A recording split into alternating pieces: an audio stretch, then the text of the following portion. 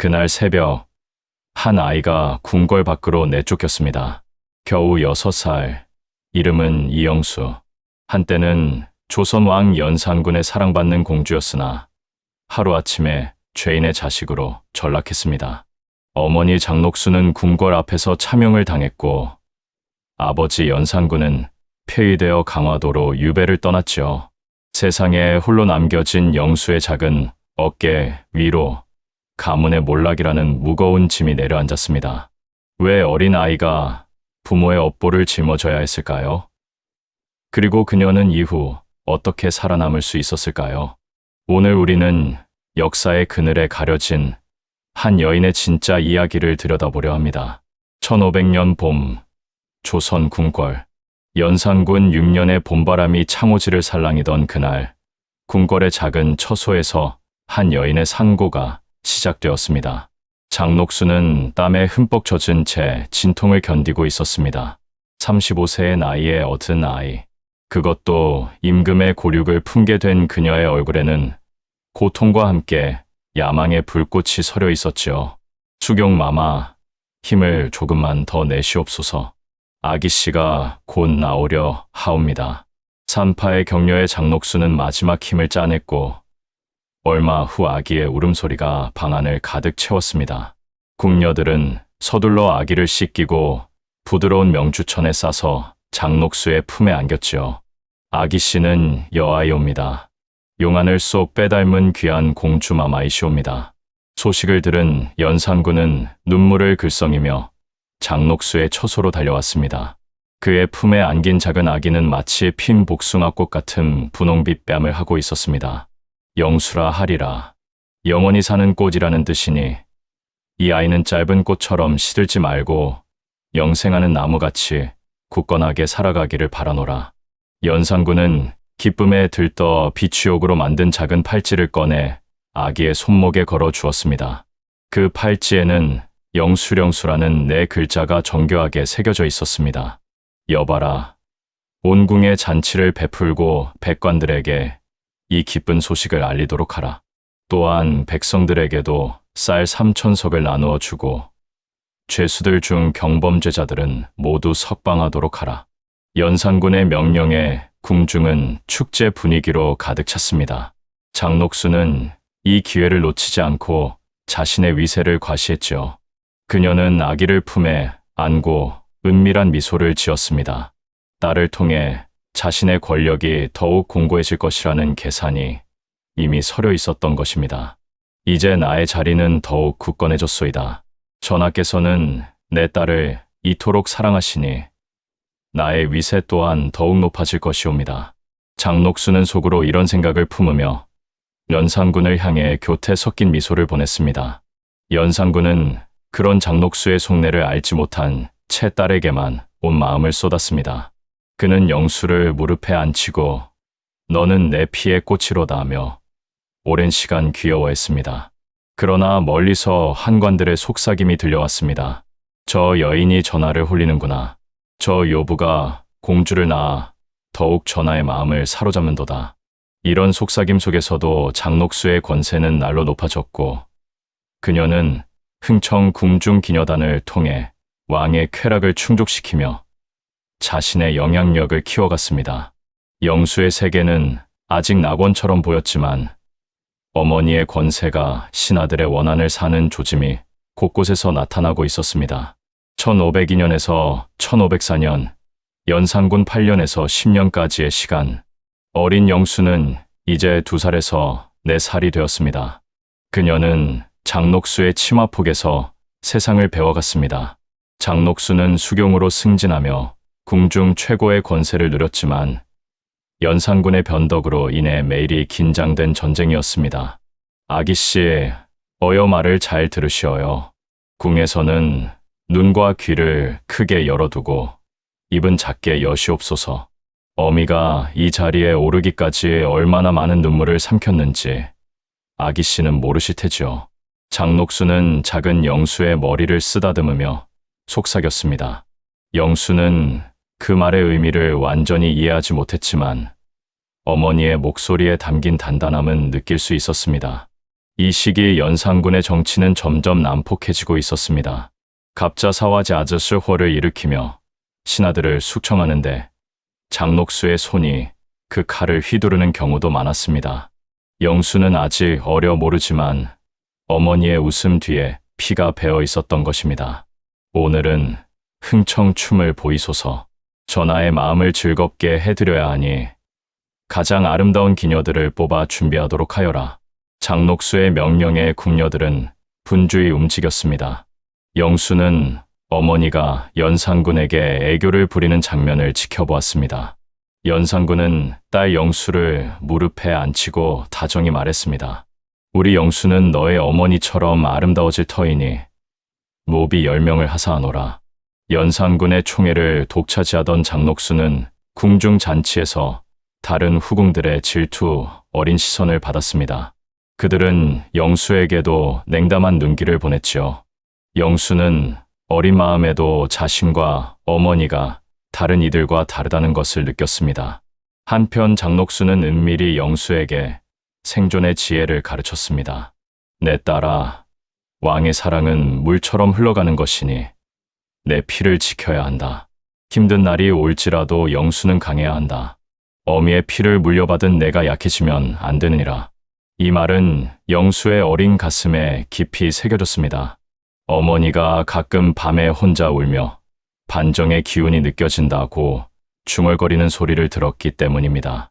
영수는 무심코 어머니의 머리핀을 빼앗아 놀았는데 그 피는 연산군이 준 귀한 옥으로 장녹수의 권세를 상징하는 물건이었습니다. 이 옥은 어미의 목숨과도 같은 것이니 소중히 다루어야 한다. 언젠가 이것이 내게 필요할 날이 올지도 모르느니라. 장녹수의 말에 영수는 고개를 끄덕였습니다. 그러나 영수의 평화로운 나날은 오래 가지 못했습니다. 궁 밖에서는 연산군의 폭정에 사원부 관료들의 탄핵이 빗발치고 있었고 환관들이 몰래 도망친다는 소문이 돌고 있었기 때문입니다. 이 무렵 영수는 궁 안에서 자유롭게 뛰놀았지만 점차 어머니의 얼굴에 그늘이 드리우기 시작했습니다. 그리고 멀리서 중종반정의 포화 소리가 울리기 시작했습니다. 1506년 9월 중종반정이 일어난 직후 5살의 영수는 궁전의 혼란 속에서 어머니의 손을 꼭 잡고 있었습니다. 반정군이 궁을 포위하고 연산군은 이미 폐위되어 교동으로 유배된 상황이었지요. 어머니, 어디로 가는 것이옵니까? 아버지는 어디 계신 것이옵니까? 공포에 질린 영수의 물음에 장녹수는 눈물을 참으며 대답했습니다. 영수야, 어미의 말을 잘 들으렴. 잠시 떨어져 있어야 할지도 모르니 어디에 있든 강하게 살아남아야 한다. 내 안에 흐르는 피를 기억하고 언젠가는 다시 일어서야 한다. 장녹수는 자신의 운명을 예감했는지 서둘러 영수를 오래된 노비에게 맡겼습니다. 그리고 마지막으로 그 옥비녀를 영수의 손에 쥐어 주었습니다. 이것은 내 아버지가 나에게 준 것이다. 이제 이것이 내 것이니 절대 잃어버리지 말 거라.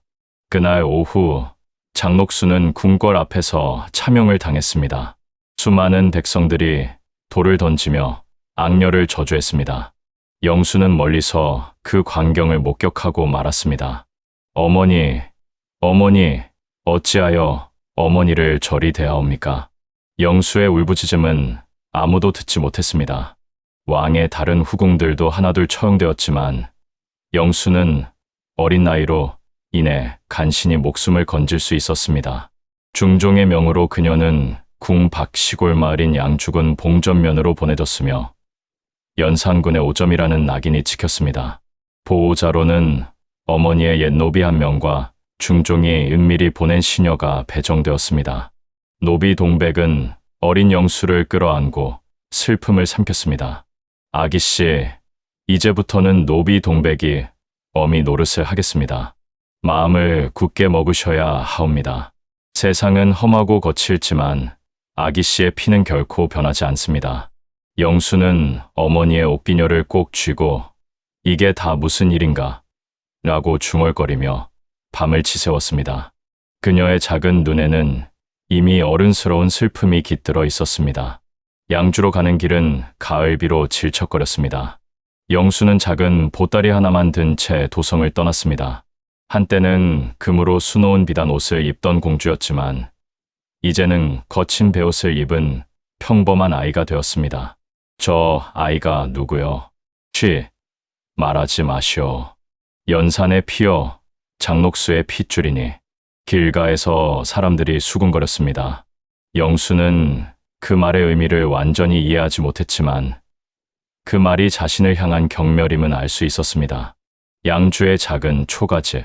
영수의 새로운 집은 궁궐과는 달리 좁고 초라했습니다. 그러나 이곳이 앞으로 그녀가 살아가야 할 세상이었습니다. 영수는 창밖으로 보이는 달을 바라보며 어머니와 아버지를 생각했습니다. 어머니, 아버지, 영수가 언제 다시 뵐 수 있을까요? 아니, 다시는 볼 수 없는 것인가요? 어린 영수의 눈에서 눈물이 흘러내렸습니다. 노비 동백은 그런 영수를 안쓰럽게 바라보며 말했습니다. 아기씨, 이제 여기가 집이옵니다. 이곳에서 새 삶을 시작하셔야 합니다. 부디 강하게 자라 주시옵소서. 영수는 자신이 지고 가야 할 십자가의 무게를 어렴풋이 느꼈습니다. 그녀는 옥비녀를 가슴에 품고 잠들었습니다. 그 작은 가슴 속에는 이미 깊은 상처와 함께 강인한 생존 의지가 자라나고 있었습니다. 며칠 후 중종의 사신이 찾아왔습니다. 그는 영수를 바라보며 냉담한 목소리로 말했습니다. 이영수, 전하의 명으로 너는 이곳에서 평민으로 살아야 한다. 왕실과의 인연을 끊고 조용히 살아가되 결코 과거를 들추거나 왕실을 욕되게 하는 행동을 하지 말라. 영수는 고개를 숙인 채 대답했습니다. 명을 받들겠사옵니다. 사신이 떠난 후 동백은 영수를 안아주었습니다. 아기씨, 이제부터는 이름도 바꾸셔야 하옵니다. 영수라는 이름은 너무 귀한 이름이옵니다. 마을 사람들에게는 순이라고 불리시는 것이 좋겠습니다. 순이, 순이라. 영수는 자신의 새 이름을 되뇌었습니다. 그 순간 그녀는 자신이 더 이상 왕의 딸이 아니라는 것을 깨달았습니다. 그녀는 이제 평민순이로 새로운 삶을 시작해야 했습니다. 그날 밤, 영수는 어머니가 가르쳐 준 노래를 작게 불렀습니다.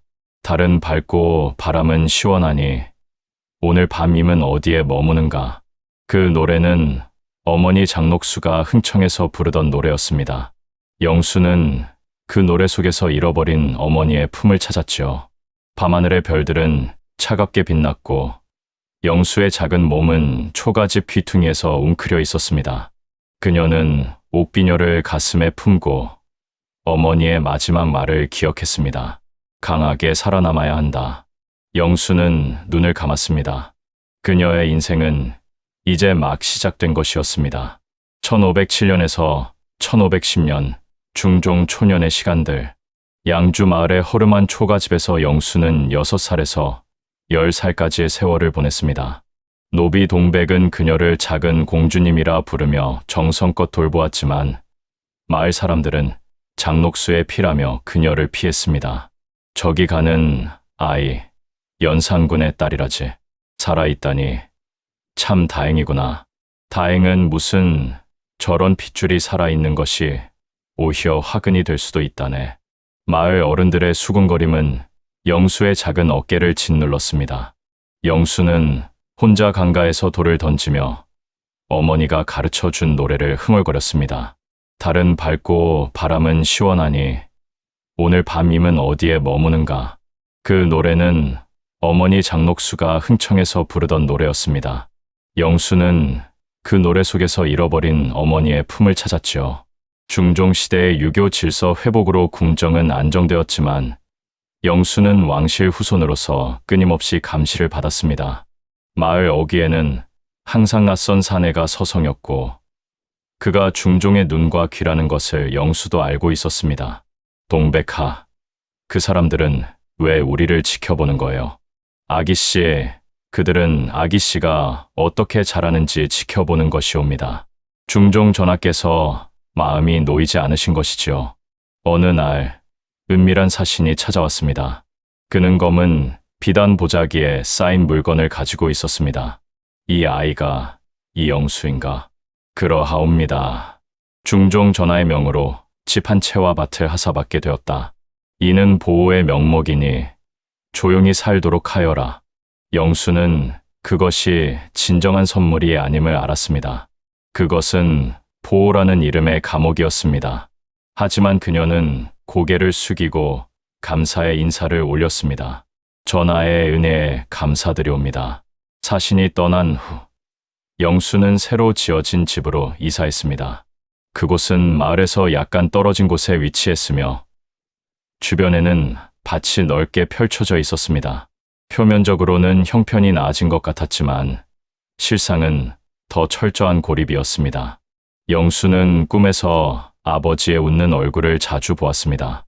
꿈속에서 연산군은 그녀를 무릎에 앉히고 이야기를 들려주었습니다. 내 딸아, 너는 내 가장 소중한 보물이었다. 하지만 세상은 잔인하고 냉혹하니 내가 굳건하게 살아가기를 바란다. 그러나 깨어나면 영수의 손에는 아무것도 없었습니다. 오직 어머니가 남긴 옷비녀만이 그녀의 과거를 증명할 뿐이었습니다. 영수는 몰래 춤을 연습했습니다. 어머니의 몸짓을 기억하며 그녀는 강가에서 홀로 춤을 추었습니다. 어머니처럼 강해질 거예요. 그래서 언젠가는 다시 일어설 거예요.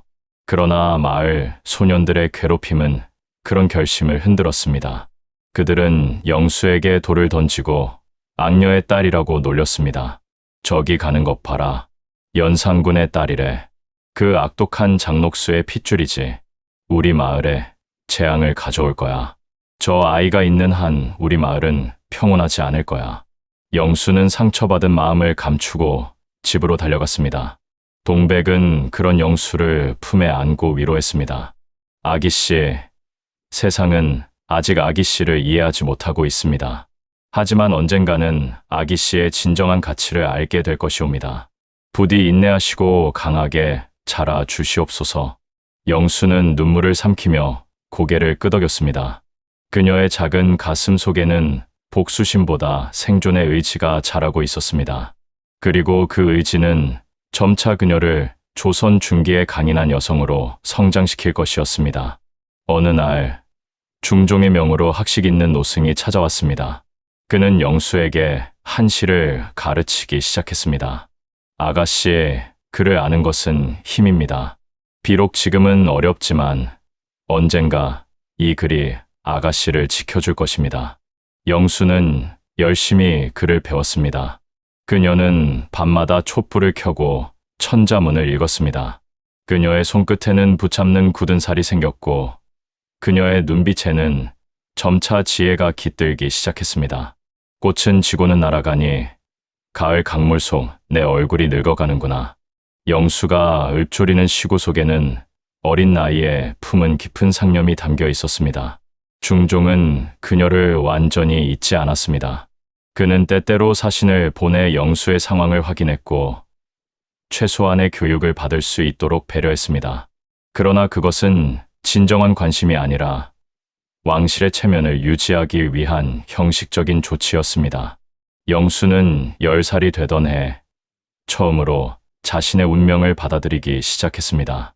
그녀는 더 이상 궁궐로 돌아갈 수 없다는 것을, 그리고 자신이 평민으로 살아가야 한다는 것을 깨달았습니다. 어머니, 저는 이제 순이랍니다. 순이로 살아갈게요. 영수는 어머니의 옷비녀를 가슴에 품고 새로운 삶을 시작할 준비를 했습니다. 1511년에서 1515년, 중종 6년에서 10년까지의 시간, 11살에서 15살이 된 영수는 마을에서 자라며 점차 평민 소녀처럼 변해갔습니다.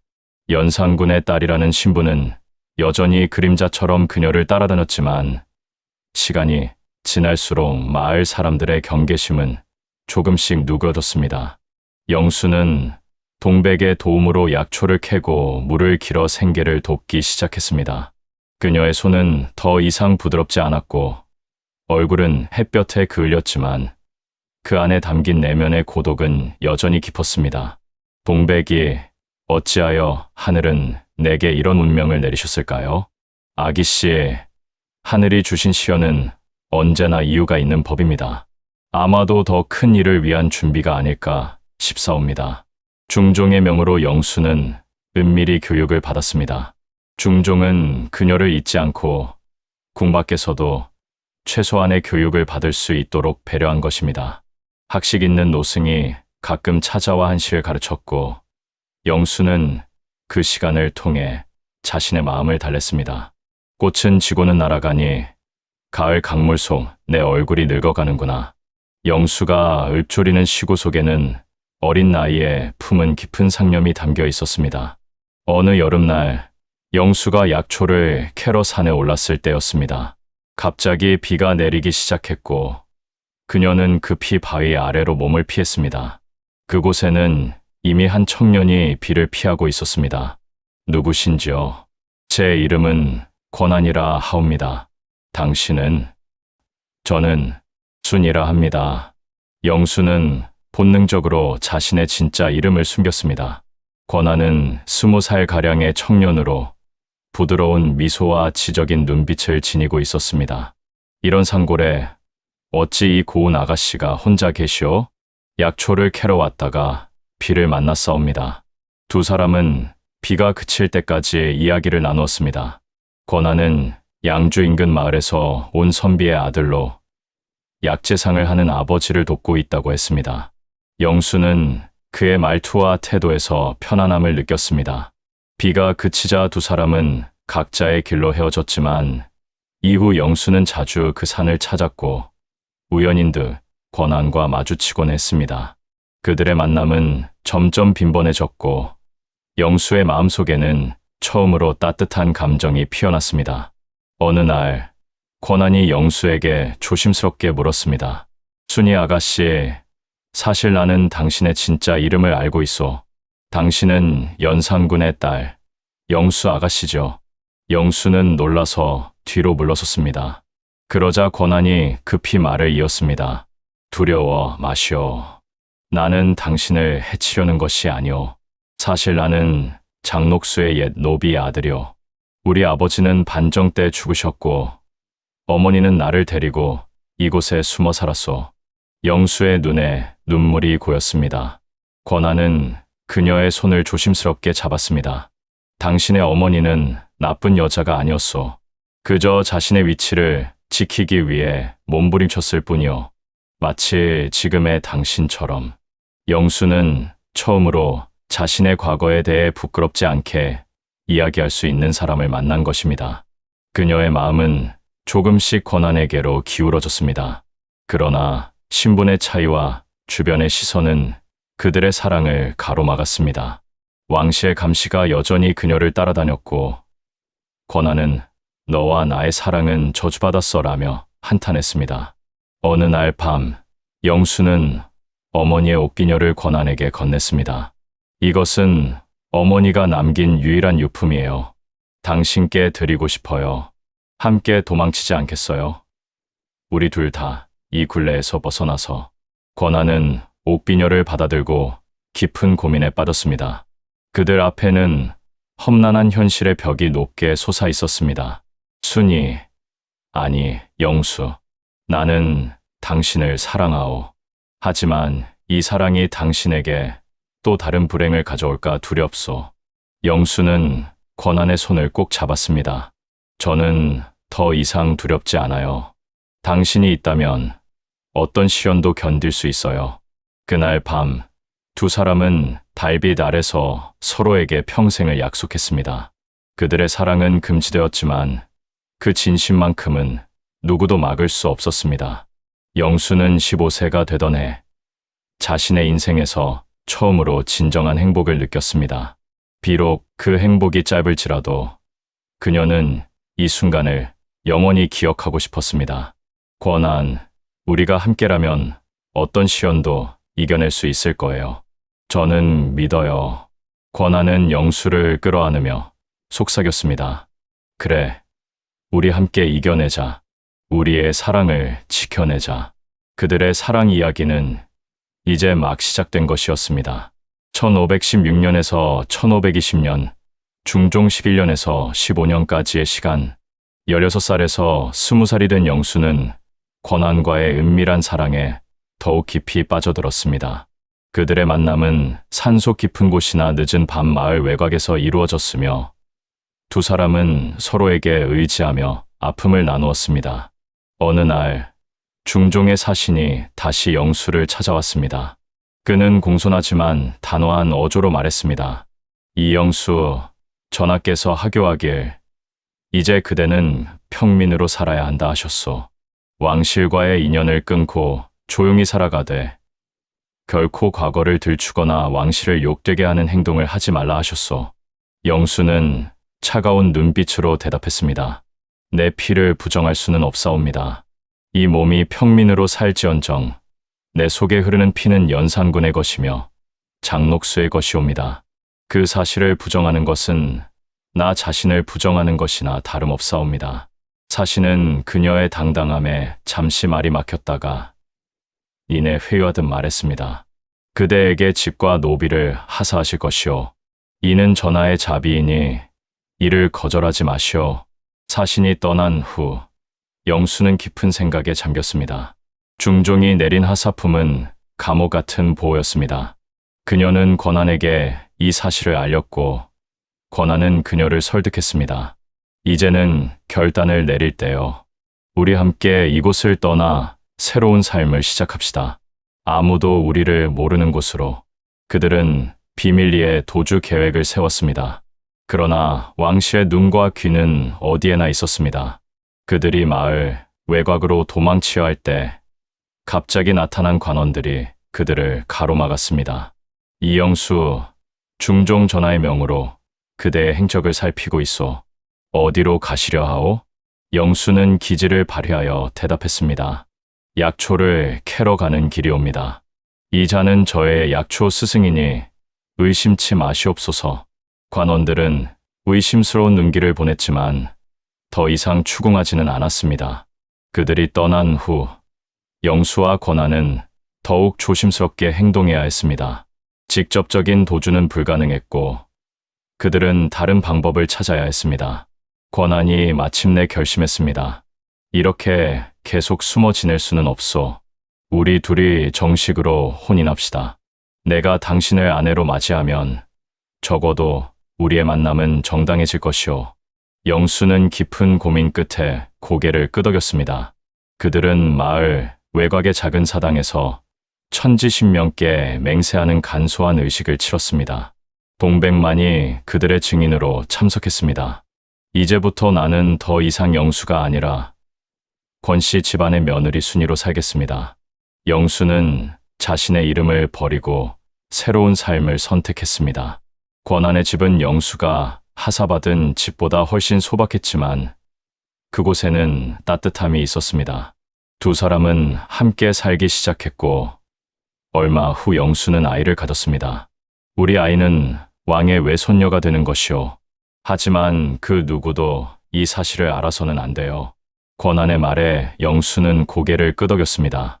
그녀는 자신의 피가 가져올 저주를 두려워했고 아이만큼은 자신과 같은 운명을 겪지 않기를 바랐습니다.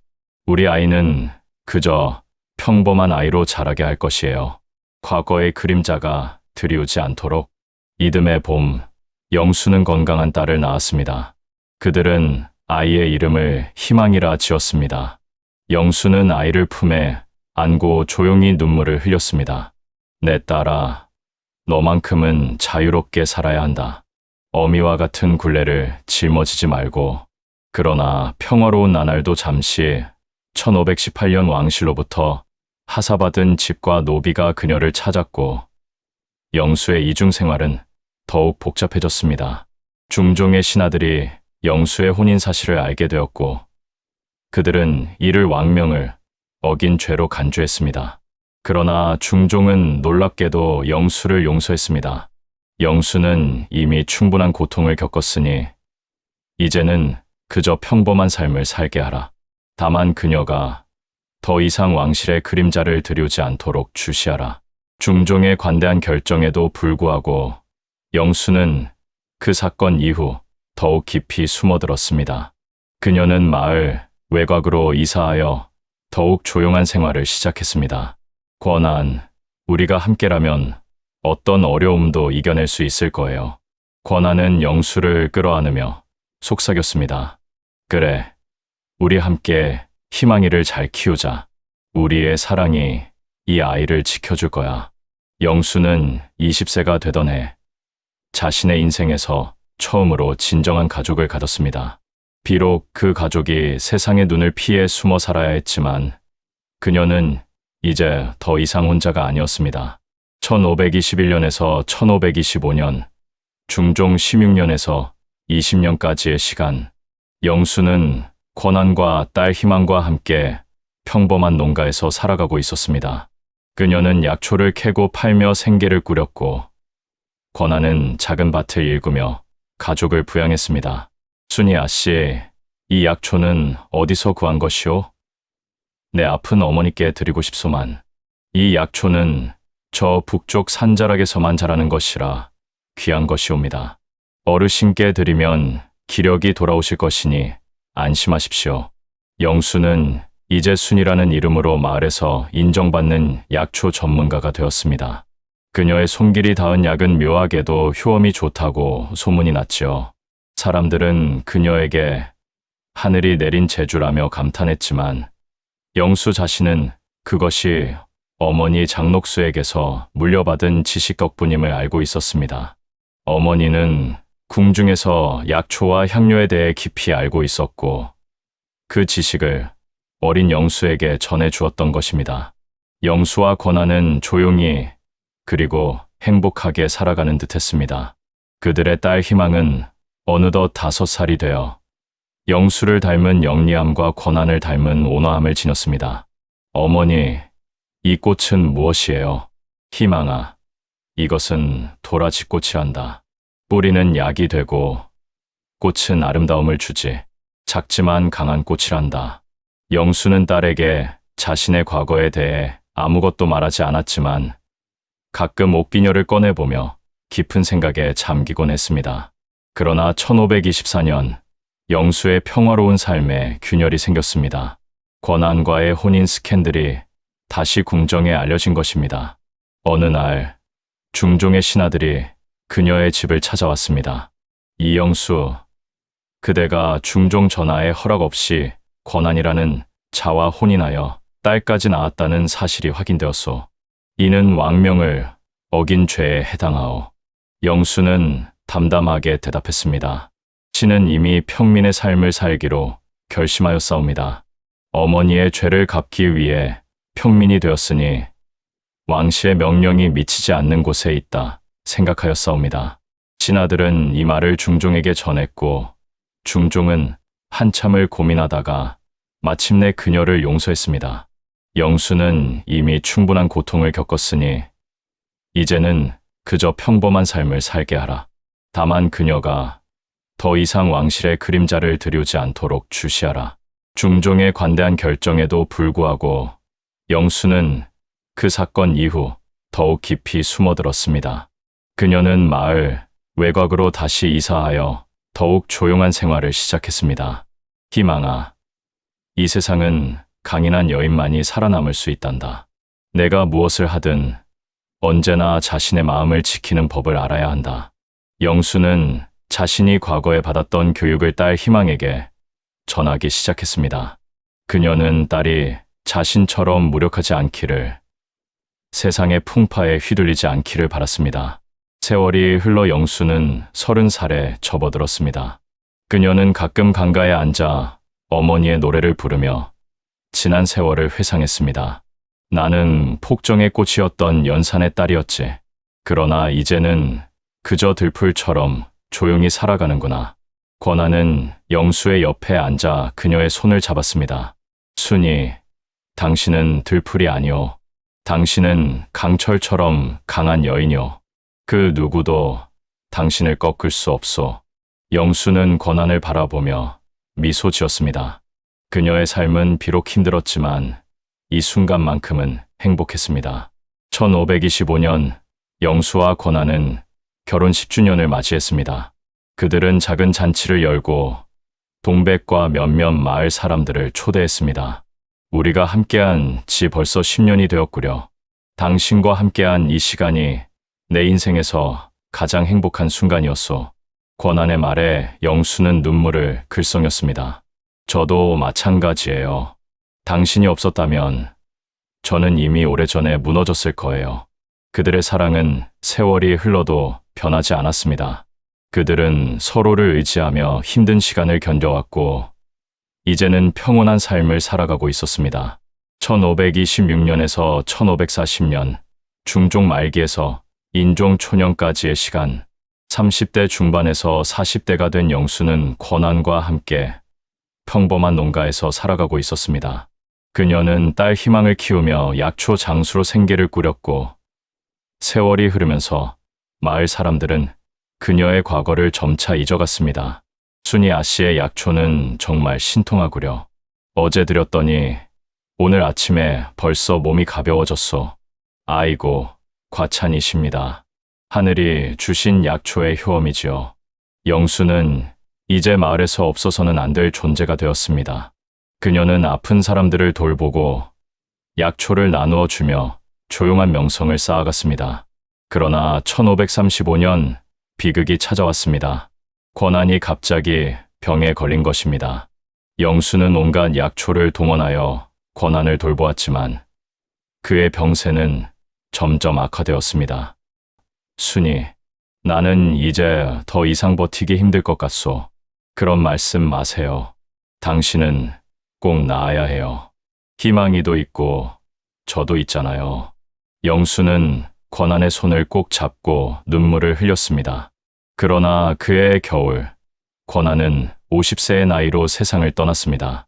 그의 임종 자리에서 영수는 마지막 손을 꼭 잡고 속삭였습니다. 당신은 내 삶의 빛이었습니다.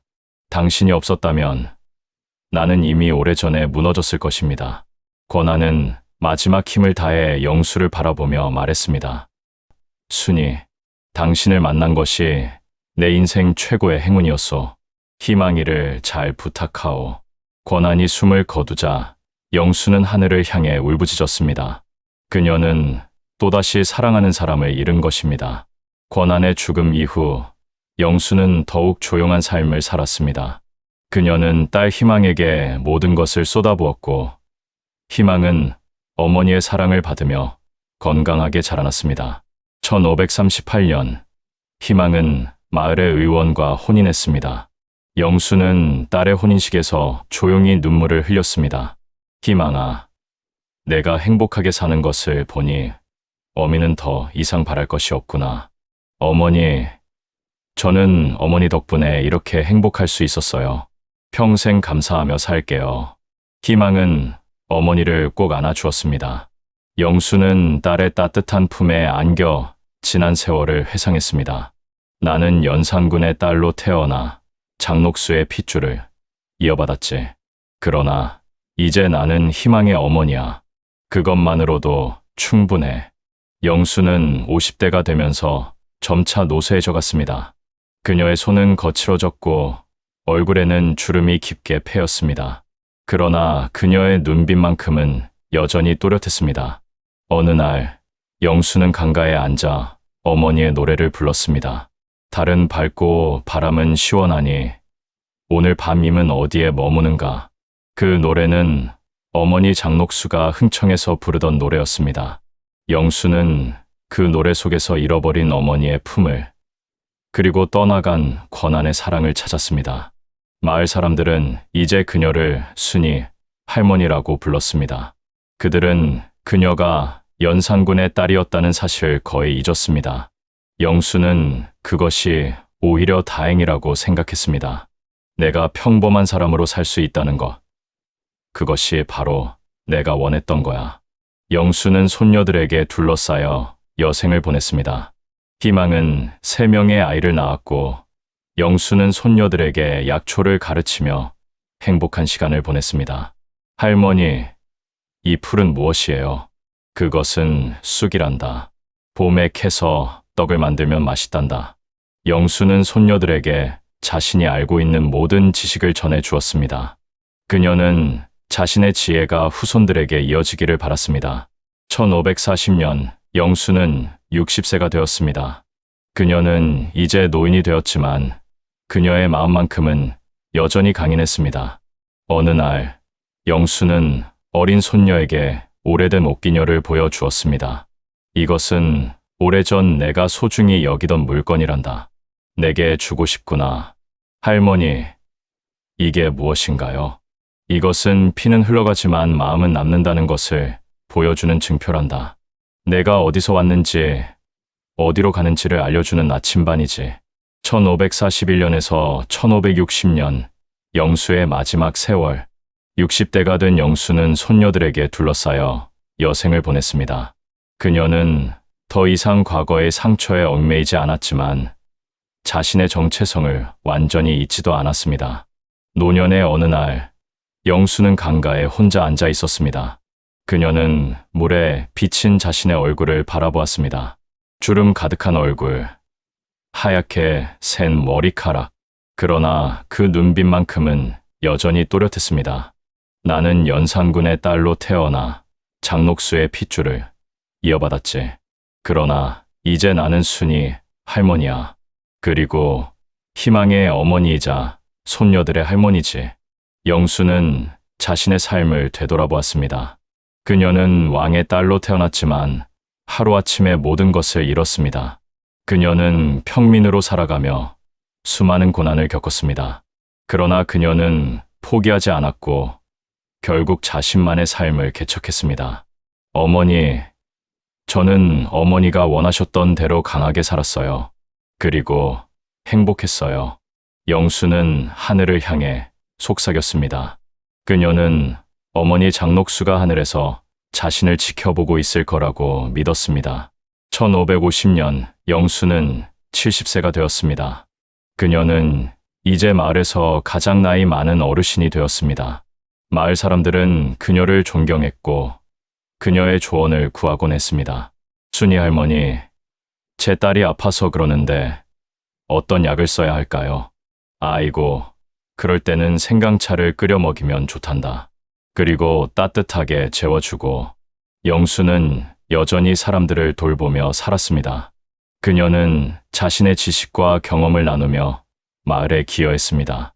어느 날 영수는 노비 동백의 무덤을 찾아갔습니다. 동백은 10년 전에 세상을 떠났지만 영수는 여전히 그녀를 그리워했습니다. 동백이, 당신이 없었다면 저는 살아남지 못했을 거예요. 정말 감사했어요. 영수는 동백의 무덤 앞에서 눈물을 흘렸습니다. 동백은 그녀의 제2의 어머니였고 그녀의 삶을 지켜준 은인이었습니다. 1555년 영수는 자신의 마지막 날이 가까워지고 있음을 느꼈습니다. 그녀는 손녀들을 불러 모았습니다. 할머니가 너희들에게 해줄 이야기가 있단다. 영수는 처음으로 자신의 과거에 대해 이야기하기 시작했습니다. 그녀는 자신이 연산군의 딸이었다는 것, 장녹수의 핏줄이라는 것, 그리고 어떻게 살아남았는지를 들려주었습니다. 할머니는 왕의 딸이었어요. 정말이에요? 그래, 정말이란다. 하지만 할머니는 왕의 딸보다 너희들의 할머니로 사는 것이 더 행복했단다. 손녀들은 놀라워하며 영수의 이야기를 들었습니다. 영수는 자신의 삶을 담담하게 이야기했고 손녀들은 할머니의 강인함에 감동했습니다. 할머니는 정말 대단하세요. 그런 어려움을 겪고도 이렇게 행복하게 사시다니. 그건 할머니 혼자만의 힘이 아니란다. 너희 할아버지, 동백이, 그리고 너희 어머니 희망이 모두가 할머니를 지켜줬기 때문이야. 영수는 옷기녀를 꺼내 가장 큰 손녀에게 건넸습니다. 이것은 할머니의 어머니가 주신 것이란다. 이제 내 것이야. 이것을 보면 우리 가족의 역사를 기억하렴.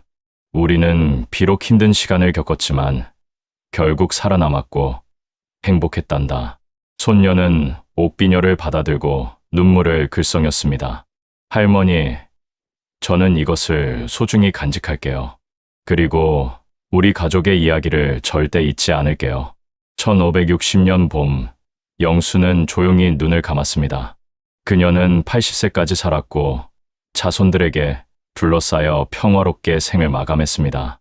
어머니, 편히 가세요. 희망은 어머니의 손을 잡고 눈물을 흘렸습니다. 영수는 마지막 숨을 거두면서 미소를 지었습니다. 그녀의 삶은 비록 힘들었지만 결국 행복한 결말을 맞이한 것입니다. 영수의 장례식에는 마을 사람들이 모두 참석했습니다. 그들은 순이 할머니를 추모하며 눈물을 흘렸습니다. 순이 할머니는 정말 훌륭한 분이셨어요. 우리 마을의 은인이셨지요. 그래요. 할머니가 없었다면 우리 중 많은 사람들이 병으로 고생했을 거예요. 영수의 무덤은 강가의 작은 언덕에 만들어졌습니다. 그곳은 그녀가 생전에 가장 좋아하던 장소였습니다. 영수는 그곳에서 영원히 잠들었습니다. 그녀의 삶은 조용한 승리였습니다. 역사의 죄인으로서 그리고 핏줄의 저주를 뛰어넘은 자로서 그녀는 자신만의 인생을 개척한 것입니다.